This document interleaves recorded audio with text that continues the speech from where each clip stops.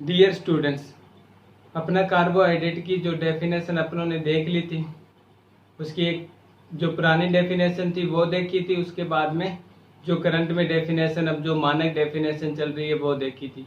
तो आपसे अगर एग्जाम में पूछ लिया जाए कि कार्बोहाइड्रेट किसे कहते हैं, तो मानक डेफिनेशन आपको पहले लिखनी होगी। अदरवाइज आपको हमेशा ही ये मानक डेफिनेशन ही लिखनी होगी।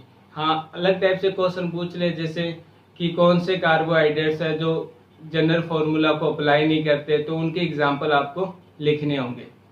उसके बाद में आता है इनके कार्बोहाइड्रेट का क्लासिफिकेशन, की क्लासिफिकेशन इनका किस आधार पर किया जाता है। तो इनका क्लासिफिकेशन 3 आधार पर करते हैं। एक तो औपचारिक के आधार पर, दूसरा अपने कर लेते हैं स्वाद के आधार पर, और तीसरा अपने कर लेते हैं रासायनिक या आणविक आधार पर। तो फर्स्ट आता है इनके स्वाद के आधार पर। स्वाद के आधार को अपने भौतिक आधार बोलते हैं। स्वाद के आधार पर जब इनका क्लासिफिकेशन करते हैं तो उसे अपने भौतिक आधार मानते हैं। तो स्वाद के आधार पर 2 टाइप के जो कार्बोहाइड्रेट्स होते हैं, एक तो होती है शर्करा और दूसरी होती है अशर्करा।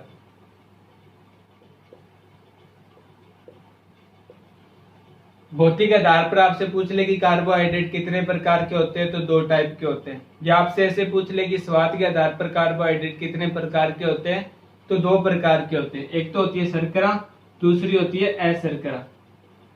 शर्करा का मतलब कि ऐसे कार्बोहाइड्रेट जो क्या हो, जल में विलय हो।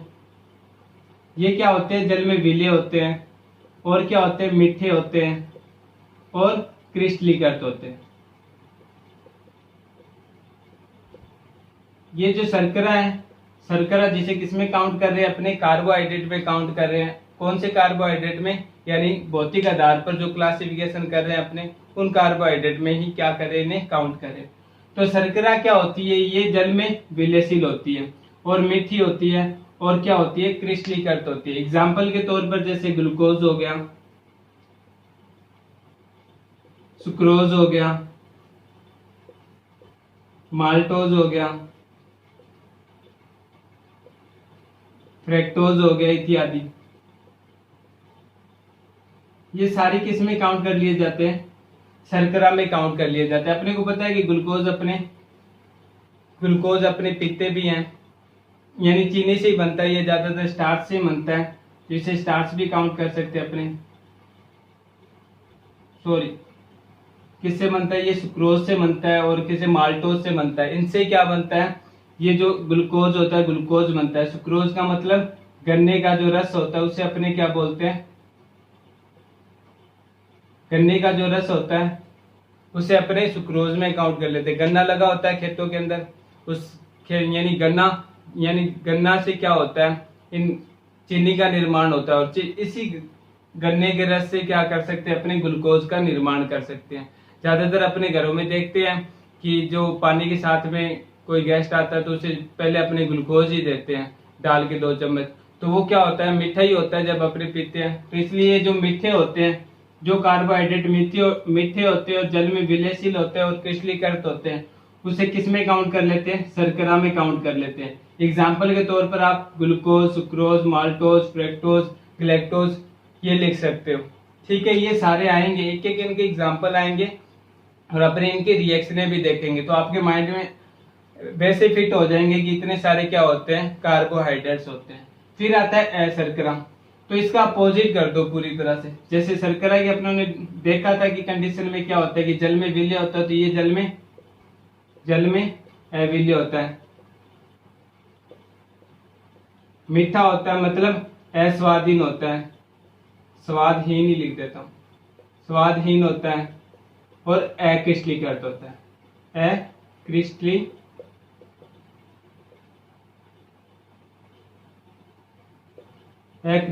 होता है। ये किस में काउंट कर लिए जाएंगे, अशर्करा में काउंट कर लिए जाएंगे। शर्करा क्या होती है, जल में विलय होती है, मीठी होती है और क्रिस्टलीकृत होती है। अशर्करा क्या होती है, जल में अविलय होती है, स्वादहीन होती है और अक्रिस्टलीकृत होती है। जैसे स्टार्च हो गया, सेल्यूलोज हो गया, और उसी प्रकार से ग्लाइकोजन हो गया। ये सारे क्या होते हैं, अशर्करा में काउंट कर लिए जाते हैं। सेल्यूलोज मतलब जो घास होती है, घास के ऊपर ही उगता है, घासों में क्या होता है, सेल्यूलोज पाया जाता है। स्टार्च होता है जो भी क्या होता है, पौधों से मिलता है। और ग्लाइकोजन ये अपने जो शरीर के अंदर बनता है।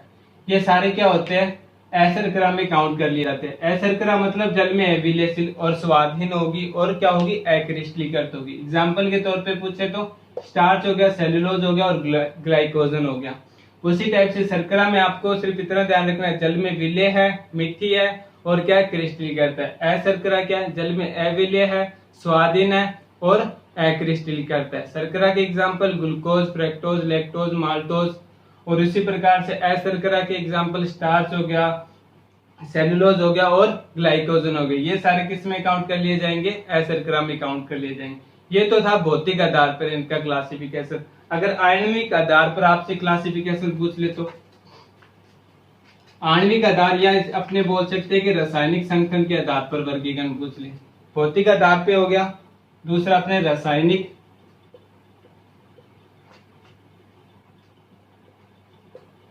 या फिर आणविक बोल सकते हैं अपने, आणविक आधार पर वर्गीकरण। तो रासायनिक या आणविक आधार पर वर्गीकरण करते हैं तो ये 3 टाइप के होते हैं। एक तो होता है मोनोसेकेराइड,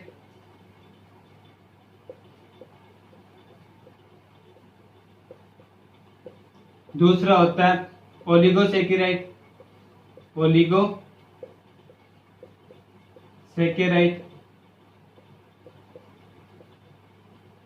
और तीसरा होता है पॉलीसेकेराइड।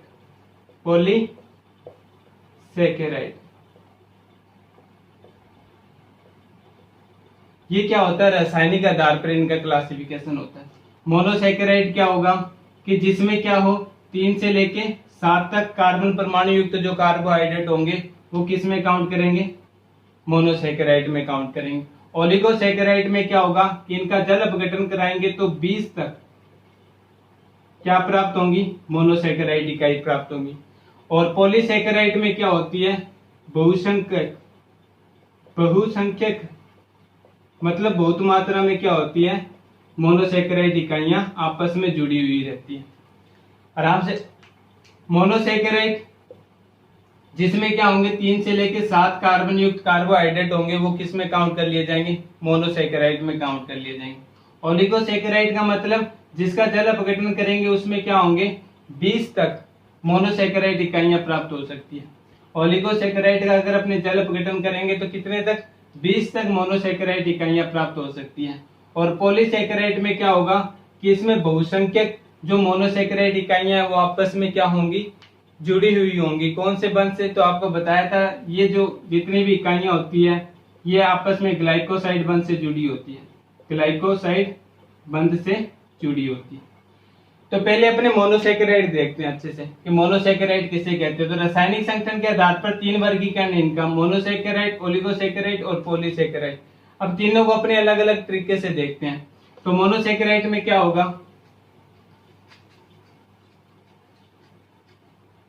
मोनोसेकेराइड के अंदर मोनोसेकेराइड, इसकी फर्स्ट कंडीशन तो यही है कि इसमें क्या होंगे कि ऐसे कार्बोहाइड्रेट जिसमें 3 से लेके 7 कार्बन युक्त यौगिकों, या ऐसे बोल सकते हैं 3 से लेके 7 तक जो कार्बन युक्त कार्बोहाइड्रेट होते हैं वो किस में काउंट कर लिए जाते हैं, मोनोसेकेराइड में काउंट कर लिए जाते हैं। 3 से 7 तक कार्बन युक्त कार्बोहाइड्रेट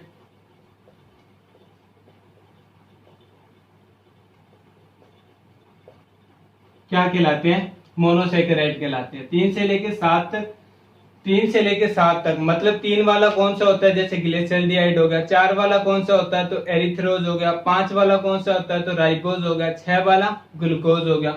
7 वाला अभी तक खोजा नहीं गया, या फिर है लेकिन अपने बुक्स में नहीं है वो। तो 3 से लेके 7 तक क्या है, 3 से लेके 7 कार्बन युक्त जो भी कार्बोहाइड्रेट होंगे वो किस में काउंट कर लिए जाएंगे, मोनोसेकेराइड में काउंट कर लिए जाएंगे।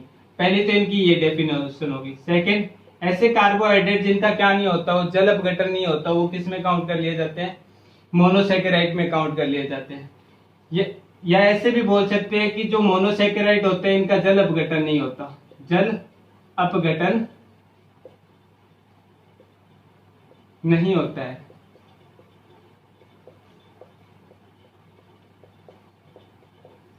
जो मोनोसेकेराइड होते हैं उनका जल अपघटन नहीं होता है। 3 से लेकर 7 कार्बन तक ये क्या होते हैं, मोनोसेकेराइड कार्बोहाइड्रेट होते हैं। मतलब 3 से लेकर 7 तक जो भी कार्बोहाइड्रेट होंगे वो किस में काउंट होंगे, मोनोसेकेराइड में काउंट होंगे। सेकंड कि इनका जल अपघटन नहीं होता। जल अपघटन नहीं होने के कारण इन कार्बोहाइड्रेट को अपने क्या बोल देते हैं, शर्करा बोल देते हैं। जैसे अपने चीनी, अगर जो चीनी होती है, ग्लूकोज होता है, उसको जल में घोलते हैं तो वो घुल जाती है, उसका जल अपघटन नहीं होता है। उसी टाइप से जो मोनोसेकेराइड होते हैं उनका जल अपघटन नहीं होता, ये जल में घुल जाती है, घुलनशील हो जाती है। मतलब पूरी वैसी अवस्था में घुल जाती है। ऐसे नहीं है कि जैसे N+Cl- में क्या हो जाए, विभक्त हो जाए। इस टाइप से इनका कुछ भी फैक्टर नहीं होता। मतलब आयनों के रूप में ये जल में टूटती नहीं। जल अपघटन का मतलब आयनों के रूप में विघटित होना, यही अपने जल अपघटन में मानते हैं। तो ये जल अपघटन नहीं होता, इसके कारण इसको किस में काउंट कर लेते हैं, मोनोसेकेराइड को शर्करा में काउंट कर लेते हैं। जैसे इसके एग्जाम्पल हो गए, ग्लूकोज हो गया, वह फ्रैक्टोज हो गया। ये क्या होते हैं, मोनोसेकेराइड। जो शर्कराएं होती है ये भी अपने को पता है कि शर्करा में भी पढ़ के आए, ग्लूकोज हो गया, फ्रैक्टोज हो गए, ये सारे किस में होते हैं, शर्करा में काउंट किए थे। यहाँ पर भी ये क्या हो रहा है कि मोनोसेकेराइड है, जो जल में अपघटित नहीं हो रहे हैं, इसके कारण ये क्या कहला रहे हैं, शर्करा कहला रहे हैं। शर्करा के एग्जाम्पल अपनों ने देखे थे कि ग्लूकोज और फ्रैक्टोज थे। उसी टाइप से मोनोसेकेराइड के एग्जाम्पल क्या है, ग्लूकोज और फ्रैक्टोज हो जाएंगे। तो मोनोसेकेराइड की आपको डेफिनेशन पूछें कि 3 से लेकर 7 कार्बन युक्त कार्बोहाइड्रेट मोनोसेकेराइड कहलाते हैं। इनका जल अपघटन नहीं होता, इसलिए इनको क्या बोल देते हैं, शर्करा बोल देते हैं। एग्जाम्पल के तौर पर ग्लूकोज और फ्रैक्टोज लिख सकते हो। अब इनका भी क्लासिफिकेशन होता है। क्लासिफिकेशन कैसे, जैसे अपनों ने यहाँ तक देख लिया कि ये क्या होते हैं, कि यहाँ तक तो इनकी बेसिक कंडीशन थी। 3 से लेकर 7 तक होते हैं। 3 वाला को अपने क्या बोलेंगे, ट्रायोज बोल देंगे। 4 वाले को टेट्रोज,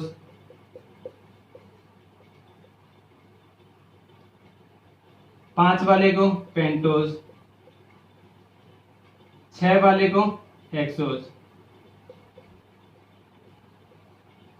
ये इनका क्लासिफिकेशन दे रखा है। तो 7 वाले को हेप्टोज बोल सकते हैं। यानी ट्रायोज, टेट्रोज, पेंटोज, हेक्सोज ये क्यों लिखे हैं, ये इसलिए लिखे हैं कि आपसे एग्जाम में डायरेक्ट पूछेगा कि 3 कार्बन युक्त कार्बोहाइड्रेट का एग्जाम्पल दीजिए। मतलब ट्रायोज का उसने क्या पूछा, एग्जाम्पल दीजिए, तो इसके लिए क्या होगा, ग्लिसरॉल्डिहाइड होगा।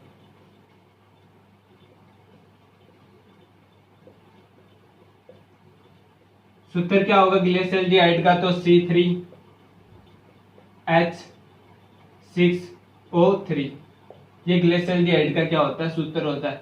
फिर टेट्रोज का पूछ ले तो टेट्रोज के लिए एरिथ्रोज,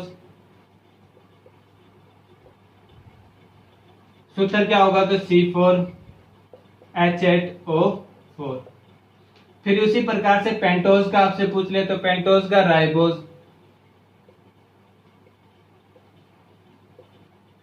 सूत्र C5H10O5।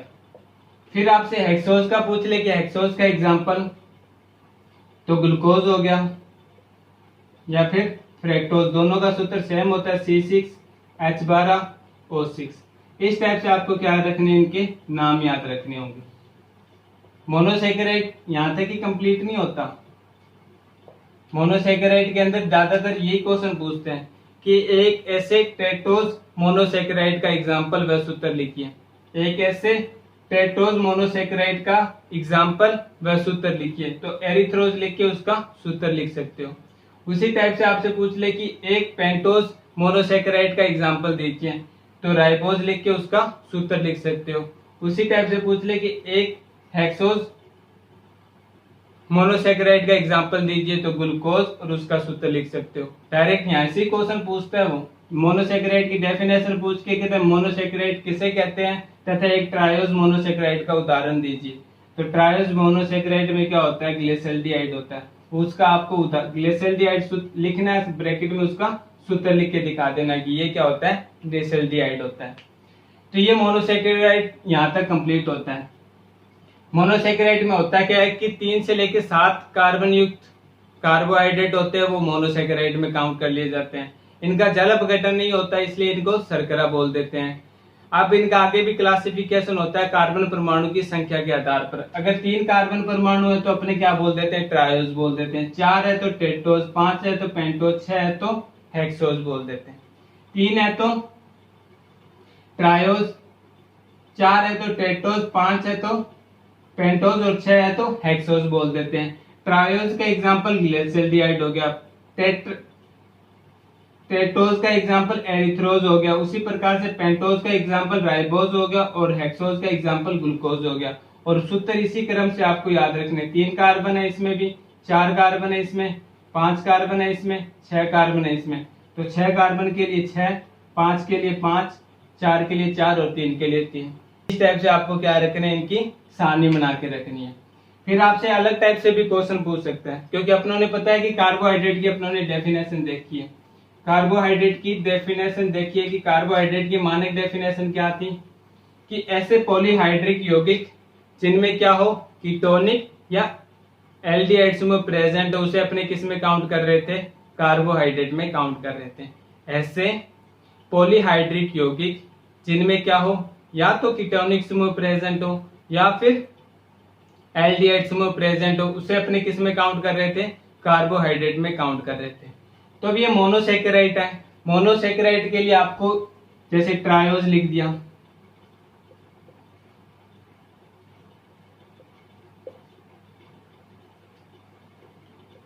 ट्रायोज लिख दिया और इसके साथ में ये लगा दिया एल्डोट्रायोज।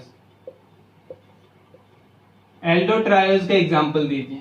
एल्डोट्रायोज का एग्जांपल का मतलब कि ऐसे मोनोसेकेराइड ट्रायोज, यानी मोनोसेकेराइड में 3 से लेकर 7 तक है, 3 वाला पूछ लिया इसने ट्रायोज का और साथ में लगा दिया एल्डोज, मतलब एल्डिहाइड समूह उसमें क्या हो, प्रेजेंट होना चाहिए।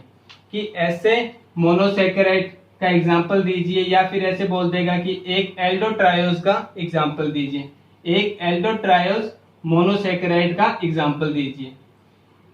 एल्डो का मतलब कि उसमें एल्डिहाइड समूह प्रेजेंट होना चाहिए, ट्रायोज का मतलब कि उसमें 3 कार्बन होने चाहिए और वो होना क्या चाहिए, कार्बोहाइड्रेट होना चाहिए। तो एक ऐसे एल्डोस ट्रायोज मोनोसेकेराइड का एग्जांपल दीजिए। तो अपने को पता है कि जो ग्लिसरॉल्डिहाइड अपनों ने लिखा है, ग्लिसरॉल्डिहाइड का सूत्र क्या होता है, तो अपने ग्लिसरॉल्डिहाइड को इस टाइप से लिखते हैं,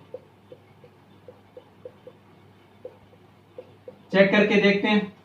1 2 3 3 कार्बन है, उसके बाद में 2 हाइड्रोजन, 3 4 5 6 6 हाइड्रोजन है और ऑक्सीजन कितना, 3, मतलब सूत्र सेम है, सूत्र की संरचना ये हो गई।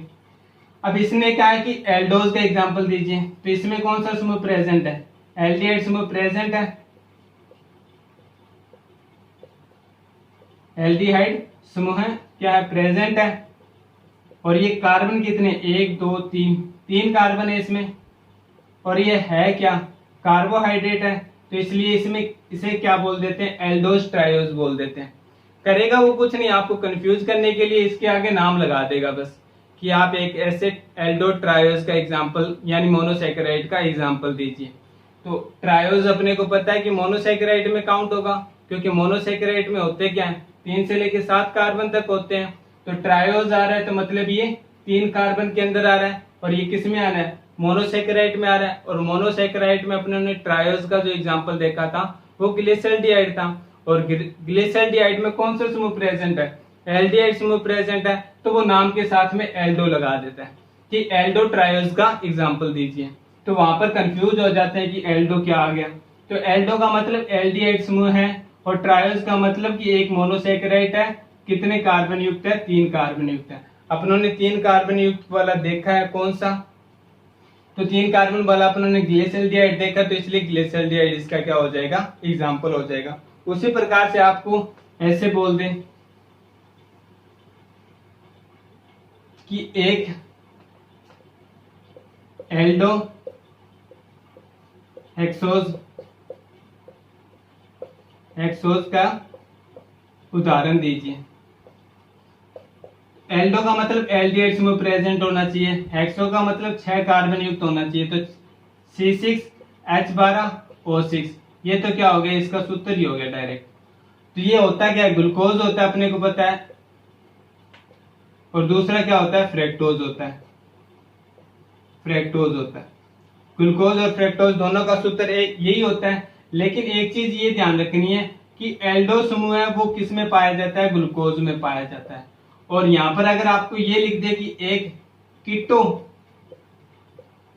हेक्सोज का एग्जांपल दीजिए, हेक्सोज का उदाहरण दीजिए, कीटो हेक्सोज का उदाहरण दीजिए, तब सूत्र तो सेम ही लिखोगे, लेकिन उस टाइम इसका नामकरण क्या करोगे, फ्रेक्टोज करोगे।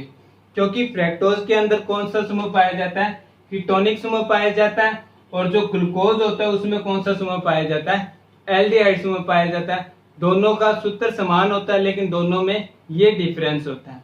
फ्रेक्टोज के अंदर कीटोनिक समूह पाया जाता है, 6 कार्बन का है तो हेक्सोस लगा दिया।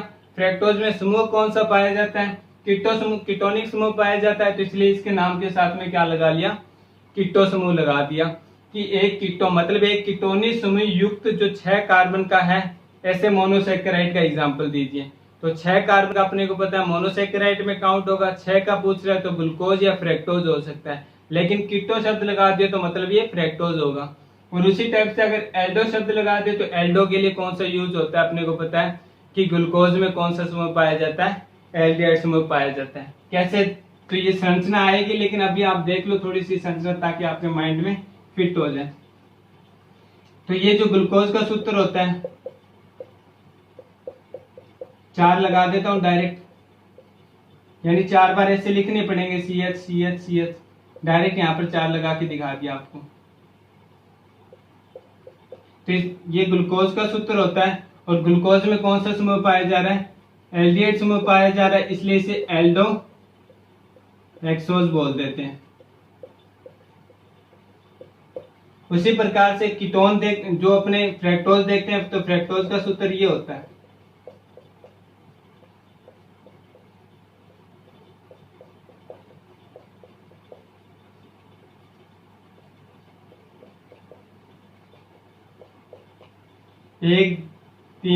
एक और 3 कितने हो गए, 4 5 और 6, सेम सूत्र होगा, C6H12O6, दोनों का सूत्र सेम होगा। लेकिन डिफरेंस क्या होगा कि जो ग्लूकोज होगा उसमें कौन सा समूह पाया जा रहा है, एल्डिहाइड समूह पाया जा रहा है, लेकिन जो फ्रेक्टोज होगा उसमें कौन सा समूह पाया जा रहा है, फ्रेक्टोज समूह पाया जा रहा है। इसलिए इसे क्या बोल देते हैं, एक कीटो हेक्सोज बोल देते हैं, इसे कीटो हेक्सोज बोल देते हैं। तो ये थोड़ी सी बेसिक चीजें आपको ध्यान रखनी होगी। ये ध्यान का कैसे रखी जाएगी, तो बार बार आप क्या करोगे, प्रैक्टिस करोगे।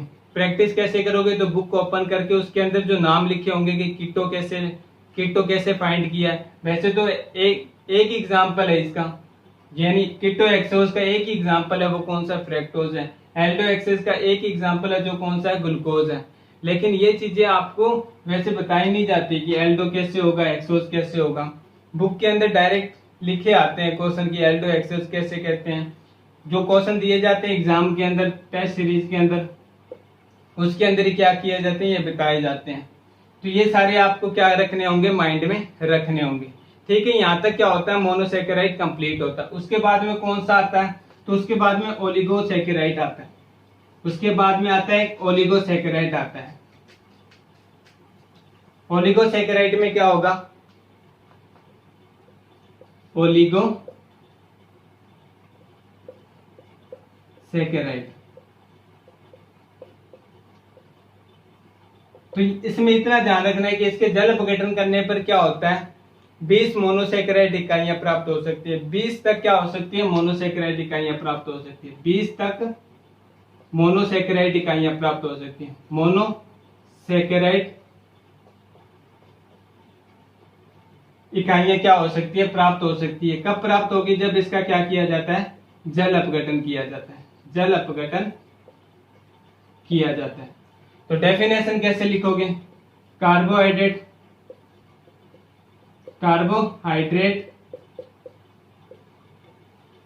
जल अपघटन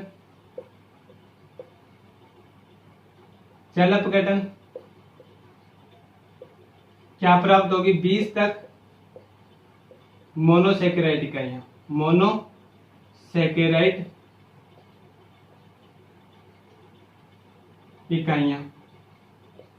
तब इसे क्या बोल देंगे, ओलिगोसैकेराइड, ओलिगोसैकेराइड बोल देंगे। तब इसकी डेफिनेशन बनाते हैं। तो डेफिनेशन में क्या कह रहे हैं कि ऐसे कार्बोहाइड्रेट जिनके जल अपघटन करने से 20 तक मोनोसैकेराइड इकाइयां प्राप्त होती है, उस कार्बोहाइड्रेट को अपने क्या बोल देते हैं, ओलिगोसैकेराइड बोल देते हैं।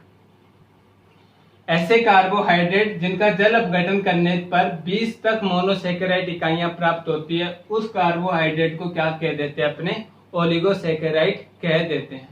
डेफिनेशन ऐसे तैयार कर सकते हो आप, सिंपल सा, कुछ नहीं है आपको कि पूरे नोट्स यानी पूरी कॉपी के अंदर डायरेक्ट लिख के देखो, डायरेक्ट इतना छोटा सा स्टेप लिखो, मोनोसैकेराइड यानी ऐसे कार्बोहाइड्रेट होंगे जिनका जल अपघटन करेंगे 20 तक मोनोसैकेराइड इकाइयां प्राप्त होगी, ओलिगोसैकेराइड कहलाएंगे।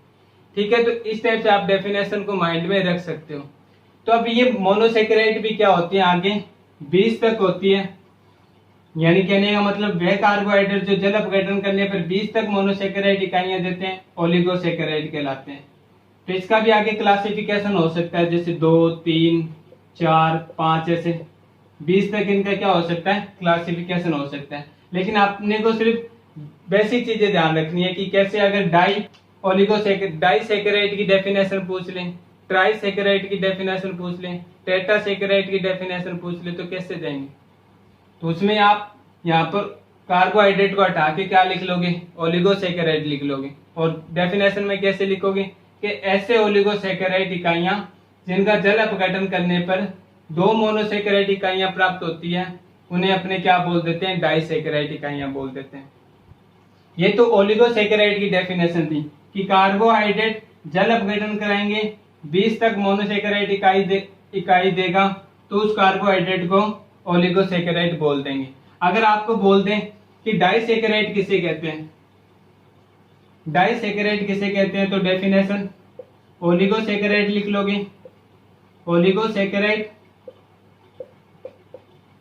करना क्या है, जल अपघटन करना है और प्राप्त क्या करना है, 2 मोनोसैकेराइड इकाइयां।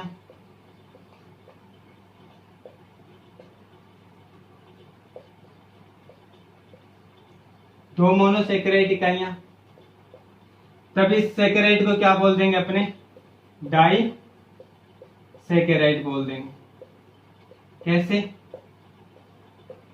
तो ओलिगोसैकेराइड की डेफिनेशन में अपनों ने यहाँ पर कार्बोहाइड्रेट लिखा था और जल अपघटन कराने पर क्या बताया था कि 20 तक मोनोसैकेराइड इकाइयां प्राप्त होती है। तो ओलिगोसैकेराइड की डेफिनेशन यानी डाइसैकेराइड की डेफिनेशन में कि ऐसे ओलिगोसैकेराइड जो जल अपघटन पर 2 मोनोसैकेराइड इकाइयां देते हैं, डाइसैकेराइड कहलाते हैं।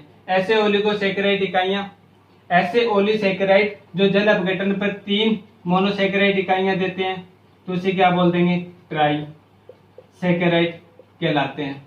ऐसे ओलिगोसैकेराइड जो जल अपघटन करने पर 4 मोनोसैकेराइड इकाई देते हैं, उसे अपने क्या बोल देंगे, टेट्रासैकेराइड बोल देंगे।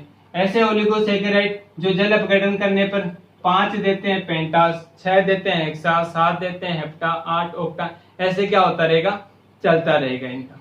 तो ओलिगोसैकेराइड की डेफिनेशन माइंड में रखनी है। उसके बाद में आपको कोई भी डेफिनेशन पूछे, डाई, ट्राई, टेट्रा, तो आपको ओलिगोसैकेराइड का जल अपघटन करा के ही बोलना है कि अगर ऐसा कोई ओलिगोसैकेराइड है जो जल अपघटन पर 3 टाइप के मोनोसैकेराइड इकाइयां दे रहा है, तो उसे ट्राई में बोल देंगे। 4 दे रहा है तो उसे किस में बोल देंगे, टेट्रा में बोल देंगे। ये किस में काउंट कर लिए जाएंगे, डाई, ट्राई, टेट्रा सैकेराइड में काउंट कर लिए जाएंगे। तो इसके बाद में आते हैं कि इनकी डाइसैकेराइड के 2 एग्जांपल हैं।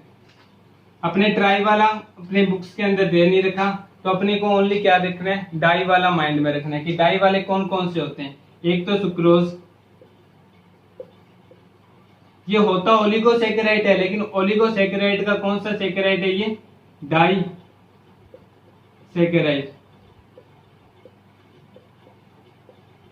डाइसैकेराइड है। सुक्रोज हो गया, उसी प्रकार से माल्टोज हो गया, उसी प्रकार से लैक्टोज हो गया।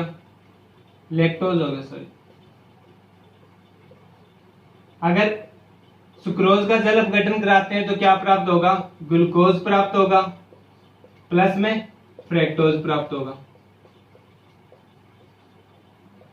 उसी प्रकार से अगर माल्टोज का जल अपघटन कराते हैं तो क्या प्राप्त होगा, 2 अणु ग्लूकोज के प्राप्त होंगे।